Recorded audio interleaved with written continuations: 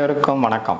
இன்றைக்கி நம்ம என்ன பார்க்க போகிறோம் அப்படின்னா ராமாயணத்தில் ஒரு முக்கியமான விஷயத்தை பார்க்க போகிறோம். என்ன விஷயம் அப்படின்னா, பொதுவாகவே சமுதாயத்தில் கெட்டவர்கள் அப்படின்னு சொல்லிட்டாலே என்ன ஆயிடுது அப்படின்னா, கெட்டவங்கன்னா கெட்டவங்க தான் இருப்பாங்க, அவங்க எதுவுமே செய்ய மாட்டாங்கன்ற ஒரு எண்ணம் எல்லார் மனசுலையுமே உண்டாயிடுது. அப்போ என்ன ஆகுது அப்படின்னா, கெட்டவர்கள் என்ற நோக்கத்திலேயே ஒருத்தரை பார்க்கும்போது அவங்க கெட்ட செயல்கள் தான் செய்வாங்க அப்படின்ற எண்ணம் உருவாயிடும். ஆனால் ராமாயணம் அப்படின்னு எடுத்துட்டோம் அப்படின்னா, கெட்டவர்கள் அப்படின்னு சொல்லும்போது முக்கியமாக 3 பேரை குறிப்பிடலாம். அதாவது 3 பெண்களை கெட்டவர்கள் அப்படின்னு சொல்கிறாங்க. ஒன்று கூனி, 2வது கைகேயி, 3வது சூர்பனகை.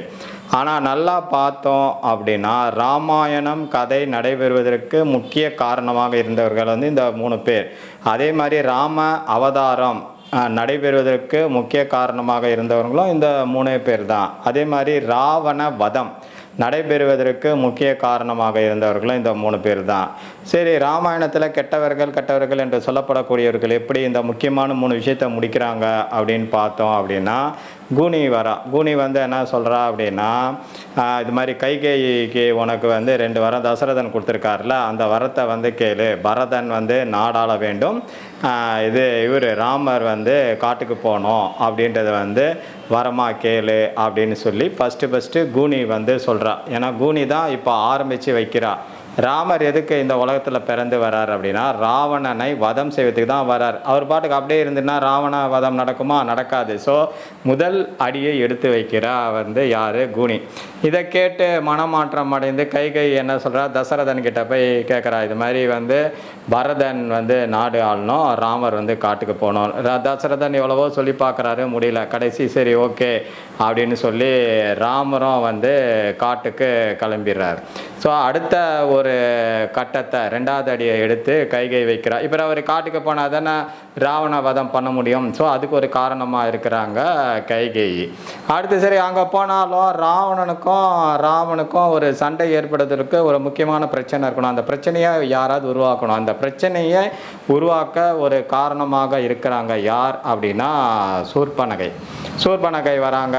அவங்க இது மாதிரி ராமனுடைய அழகில் மயங்கி நான் ராமனை கட்டிக்கணும்னு சொல்லும் போது ராவன் எவ்வளவோ மறுக்கிறாரு. ஆனால் கடைசியில் அந்த அம்மா எவ்வளவோ இது பண்ணி வற்புறுத்தி கூட ராமர் சொல்கிறார், நான் ஏகபத்தினி விரதம், சீதை தவிர வேறு யாரும் திருமணம் செய்ய மாட்டேன்ட்டு எவ்வளோ சொல்கிறார். ஆனால் சூர்பனகை சொல்கிறார், ஒரு அரசன் எத்தனை பெண்கள் வேணாலும் கல்யாணம் பண்ணிக்கலாமா, நீங்கள் பண்ணிக்கோங்க அப்படின்னு சொல்லும் போது இவர் ஒத்துக்கலை. கடைசியில் என்ன ஆகுது அப்படின்னா, லட்சுமணன் கோவப்பட்டு சூர்பனகையுடைய மூக்கையும் மார்பங்களையும் வெட்டிடணுன்னு அதிலேருந்து வர ரத்தம் அழுதுனே போய் ராவணன் கிட்ட போய் சொல்கிறா, இது மாதிரி என்னை அலங்கோலப்படுத்திட்டாங்க, என்னை அசிங்கப்படுத்திட்டாங்க, நான் இந்த சமுதாயத்தில் எப்படி வாழ்கிறது அப்படின்னு சொன்னோன்னே தன் தங்கையை இழிவுபடுத்தி அவமானப்படுத்தியரை நம்ம சண்டை போடணும், அவனை அழிக்கணும்னு சொல்லிட்டு ராவணன் வராரு. ராவன் இவரோட சண்டை போடணும். சரி, ராவணனோட சண்டை போடணும் அப்படின்னா ஒரு பிரச்சனையை ஏற்படுத்தணும். எப்போவுமே அந்த காலத்தில் போர் அப்படின்னா அந்த யாரோட நம்ம போர் போடணும்னு விருப்பப்படுறோமோ அந்த நாட்டில் இருந்து இந்த ஆணிரை கவர்தல் சொல்லுவாங்க. ஆடு மாடுகளெல்லாம் கடத்தி கொண்டு போனோன்னே எந்த நாட்டிலேருந்து ஆடு மாடுகள்லாம் கவர்ந்து போதோ அந்த நாடு நம்ம மேலே போர் தொடுக்க போகிறாங்க அப்படின்னு தெரிஞ்சுப்பாங்க. ஸோ இவர் என்ன பண்ணுறார், ராவணன் மேலே போர் தொடுக்கணும் அப்படின்னா அவங்ககிட்ட எந்த பொருள் உயர்வான பொருள் இருக்கோ அதை நம்ம எடுத்துகிட்டு வரணும். ஏன்னா ராவணனே காட்டில் இருக்கார். அவங்க 3 பேர் தான் இருக்கிறாங்க. யாருன்னா ராமன், லட்சுமணன், சீதை 3 பேர் தான் இருக்காங்க. இவங்க 3 பேரில் யாரை கடத்திட்டு போனால் இவர் வருவாருன்னு சொல்லி ராவணன் யோசிக்கிறான். கடைசியில் சீதையை கடத்திட்டு போனால் தான் ராமன் வருவார், அதனால் நம்ம சீதையை கடத்திட்டு போகலான்னு சொல்லிட்டு சீதையை ராவணன் கடத்திட்டு போவான். ஸோ இதை என்ன பண்ணார், சரி ராவணன் போருக்கு அழைக்கிறாரு, நம்ம ராவணனை வதம் பண்ணோம் அப்படின்னு சொல்லிட்டு ராமன் கிளம்பி போகிறாரு. ராவணன் வதம் பண்ணுறாரு, சீதையை மீட்டு கொண்டு வர்றாரு.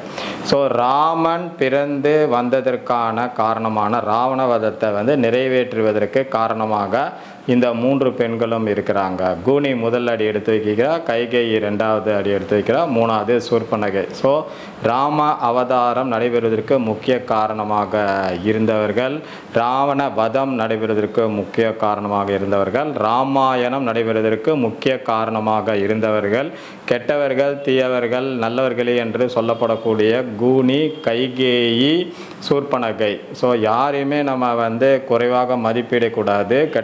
கெட்டவர்கள் என்ற நோக்கில் பார்க்காமல் அவர்கள் என்ன செயலை செய்கிறார்கள், அவர்கள் பின்னால் என்ன செயல் இருக்கிறது என்று பார்த்தோம் அப்படின்னா இந்த உலகத்தில் கெட்டவங்களும் கிடையாது, நல்லவங்களும் கிடையாது. நல்லவங்களுக்கும் கெட்டவங்களுக்கும் ஒரே ஒரு வித்தியாசம் தான், நல்லது செஞ்சு கெட்டது செஞ்சு மாட்டிக்கலைன்னா அவங்க நல்லவங்க, அவ்வளோதான். கெட்டவங்க அப்படின்னா கெட்டது செஞ்சு மாட்டிங்கன்னா அவங்க கெட்டவங்க, அவ்வளோதான். நல்லவங்களுக்கும் கெட்டவங்களுக்கும் இவ்வளோ தான் வேறுபாடு. நான் நல்லவர்கள் அப்படின்னா அதுக்கு தனிப்பட்ட எந்த ஒரு இதுவும் கிடையாது. அதே மாதிரி கெட்டவர்களுக்கு தனிப்பட்ட இதுவும் கிடையாது. ஒரே ஒரு விஷயந்தான், கெட்டது செஞ்சு மாட்டிக்கிட்டா அவன் கெட்டவன், கெட்டது செஞ்சு மாட்டிக்கலன்னா நல்லவன். ஸோ யாரையுமே நல்லவர்கள் கெட்டவர்கள் என்ற பேதம் இல்லாமல் அனைவரையும் சமமாக பார்க்கணும் என்பதை நம்ம ராமாயணத்தை இந்த கதை மூலம் நம்ம தெரிஞ்சுக்கலாம். நன்றி, வணக்கம்.